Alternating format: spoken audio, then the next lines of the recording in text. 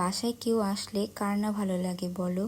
আজকে আমাদের বাসায় আসতেছে আমার ননদ আর ননদের শ্বশুরবাড়ির সবাই, তার সাথে আমার বাবা মাকেও আমরা ইনভাইট করেছি। সবাই আসতেছে, কথাটা শুনে ভীষণ ভালো লাগছিল আর মনে হচ্ছিল আমার কাজ করার এনার্জি আরও একটু বেড়ে গেছে।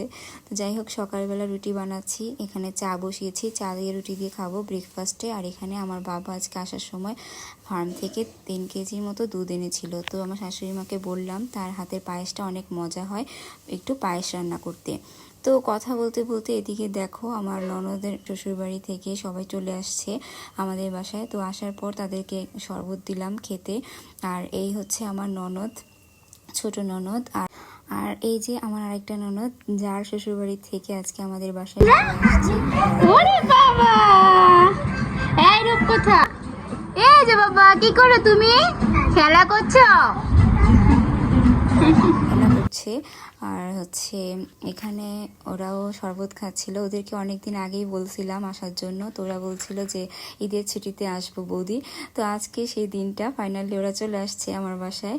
আমার তো অনেক ভালো লাগছে ওদেরকে দেখে। আর এই তো, আর এদিকে আমার ছেলে বলছিল মা আমিও একটু শরবত খাবো, তো ওকে একটু দিলাম। ও ভীষণ পছন্দ করে এই ট্যাঙের শরবতটা।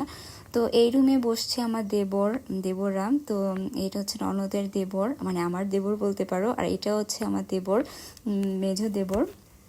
আর এই পাশে যেটা দেখতে পাচ্ছ এটা হচ্ছে সেজো দেবর। ও ফোনে কার সাথে যেন কথা বলছিল আর আমার সাথেও অনেক মজা করছিল আর কি।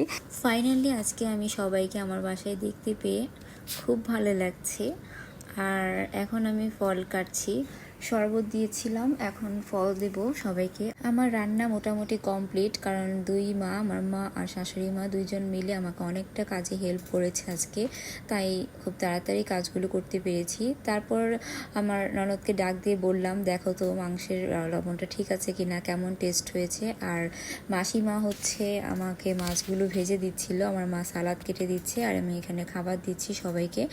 তো সবাই এখন দুপুরে খাওয়া দাওয়া করছে। তারপর আমরা খাওয়া দাওয়া করে নিয়েছি, তারপর দই এবং মিষ্টি দিয়েছি খেতে সবাইকে খাওয়া দাওয়ার পর। আর এটা হচ্ছে সন্ধ্যার সময় একটু চা বানিয়েছিলাম সবার জন্য। তারপর আমরা বের হয়েছিলাম একটু পার্কে ঘোরাঘুরি করতে। আর আজকে আমরা চলে আসছি জলপুরি শিশু পার্কে। এটা হচ্ছে ঘাটারচর মধু সিটির আর কি, মধু সিটির এখানে। তো আমার ননদের শাশুড়ি মা, মানে আমাদের মাসিমা, আমরা সবাই মিলে আজকে বের হয়েছি, ননদের হাজব্যান্ড, আমরা সবাই মিলে আজকে এই পার্কে আসছি ঘুরতে। এই পার্কটির নাম হচ্ছে জলপুরি শিশু পার্ক। এই পার্কটি থেকে আমার বাসা খুব একটা দূরে না। তো যাই হোক, আমি মাঝে মধ্যেই এখানে আসি বাচ্চাদেরকে নিয়ে এই পার্কটাতে ঘুরতে। তো আজকে সবাইকে নিয়ে আসছি। আর এই যে আমার ননদিনী, কিউট ননদিনী। তো সবাই মিলে হচ্ছে আমরা এখন পার্কটাতে ঘুরবো। এদিকে একটা ভূত দেখাই চলো তোমাদেরকে। আসলে উনি একটা মানুষ, উপরে মুখোশ পরা, দেখতেই পাচ্ছ। পার্কটাতে উনি আবার একটু হাঁটাহাঁটি করে, হাতে একটা বক্স নিয়ে, ভূতের সাউন্ড হয় সেটাতে। তো আমরা একটু মজা করে ওনার সাথে ছবি তুললাম। আর এদিকে আমার ননদের শ্বশুর শাশুড়ি মা, মানে মাসিমা সুমার সাথে নিয়ে, দেবরদের সাথে নিয়ে, ননদের সাথে নিয়ে, আমার ছেলের সাথে, সবার সাথে কিছু ভিডিও এবং ছবি তুলে নিলাম। আর এখানে বসেছিলাম কারণ আমার ননদ আবার ওর ছেলেকে নিয়ে প্লেগ্রাউন্ডে গিয়েছে। তো যার কারণে আমরা বাইরে কিছুক্ষণ এখানে বসেছিলাম ওই পার্কটার ভিতরে, ওর জন্য ওয়েট করছিলাম। তারপর আমরা কোনো একটা রাইডসে উঠবো ভাবছি। তো রাইডসে বলতেছিলাম যে চলো নৌকায় উঠি। আমার ভীষণ ভালো লাগে পার্কে এসে এই নৌকায় রাইডটাতে উঠতে। তো ওইদিকে আমি ওয়েট করছিলাম কখন আমার ননদ আসবে ও ছেলেকে নিয়ে। আসলে ননদের ছেলে ভীষণ ভয় পাচ্ছিল, যেহেতু অনেক ছোট।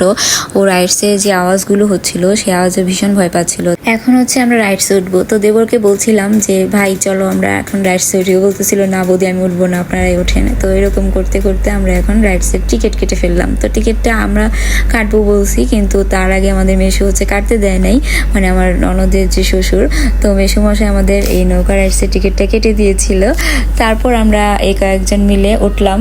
তারপর আমরা অনেক অনেক মজা করলাম রাইডসটাতে। তো দূর থেকে আবার আমার দেবর ভিডিও করছিল, সেটা আর কি তোমাদেরকে একটু দিলাম ভিডিওটাতে। কারণ আমি একদমই সাহস পাচ্ছিলাম না, মানে মোবাইলটা নিয়ে যে আমি ভিতরে বসে ভিডিও করব, মানুষ কিভাবে পারে আমি বুঝি না।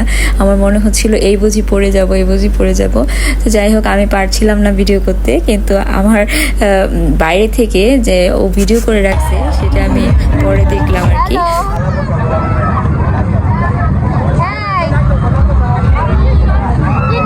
ছেলেকে, এর মধ্যে আবার আমার ননদের হাজবেন্ড একটা বন্দুক কিনে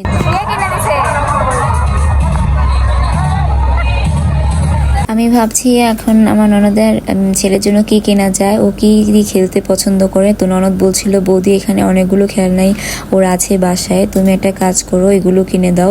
একই রকম দুইটা খেলনা নিলাম দুইজনের জন্য, আমার ছোট্ট পরীর জন্য আর হচ্ছে আমাদের পুচকু স্বপ্ন বাবার জন্য। তো ছেলেও বারবার বলছিল মা বনু আসে নাই, বনুর জন্য একটা খেলনা নিয়ে নাও। তারপর আমরা চলে আসছি মধু সিটির অপোজিট রাস্তায় হচ্ছে একটা গ্রিন ভ্যালি রেস্টুরেন্ট আছে। তো সেটা আমার কাছে ভীষণ ভালো লাগে রেস্টুরেন্টটা। তো ওইখানে একটু ঘুরবো আর সবাইকে বলছিলাম যে চলো কিছু খাই, কিন্তু কেউ কিচ্ছু খেতে পারবে না, বলছিল যে একদম পেট ভরা কিচ্ছু খাবো না, শুধু জাস্ট ঘুরবো। তো তাও বলছিলাম যে চলো একটু স্যুপ খাই, কিন্তু ওরা কেউ কিছু খাবে না, জাস্ট একটু ঘুরে দেন আমরা আবার এখন বাসায় চলে যাব। আর তার জন্য আমরা এখন রিক্সার জন্য ওয়েট করছিলাম, ওরা আবার সবাই রিক্সা ঠিক করছিল, অটো। তো বাই বাই বলে দাও। বাই বাই, আমরা পার্কে টিকিট যাব না, আমরা এখন বাসায় চলে যাব। হ্যাঁ, তারপরে আর কিছু বলবে? সো গাইস আমরা এখন বাসায় যাব। আর তার আগে ছোট্ট একটি রিকোয়েস্ট করে দিচ্ছি তোমাদেরকে, যদি আমার আজকের ব্লগ ভিডিও তোমাদের কাছে ভালো লাগে ছোট্ট একটি লাইক, কমেন্ট এবং শেয়ার করে দিও।